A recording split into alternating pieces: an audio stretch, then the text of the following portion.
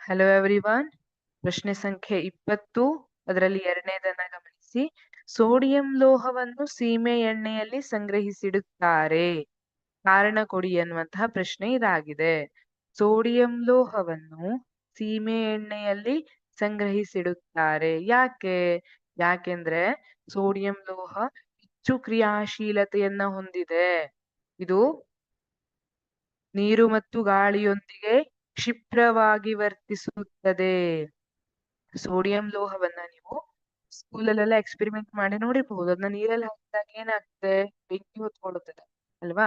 Sodium ಲೋಹ ನೀರು ಮತ್ತು ಗಾಳಿಯೊಂದಿಗೆ ಕ್ಷಿಪ್ರವಾಗಿ ವರ್ತಿಸ್ತದೆ.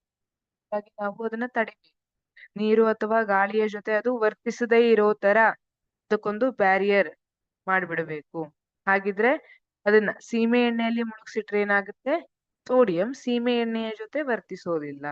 ಹಾಗಾಗಿ ಇಲ್ಲಿ ಸೀಮೆ ಎಣ್ಣೆ ಎನ್ನುವಂತಹದ್ದು ಒಂದು ಪ್ರೊಟೆಕ್ಟಿವ್ ಬ್ಯಾರಿಯರ್ ತರ ವರ್ಕ್ ಮಾಡುತ್ತೆ. ಇದು ಸೋಡಿಯಂ ಮತ್ತೆ ವಾತಾವರಣಕ್ಕೆ ಅವೆರಡರ ನಡುವೆ ಒಂದು, ಈಗ ಹೇಗೆ ಈಗ ಕೆಲವೊಂದಿಷ್ಟು ನಾಯಿಗಳೆಲ್ಲ ಇರ್ತಾವ ನೋಡಿ, ಅವು ಪಂಜರದಿಂದ ತೆಗೆದ್ರೆ ಮೈ ಮೇಲೆ ಬಿದ್ದು ಬಿಡ್ತವೆ ಅಲ್ವಾ?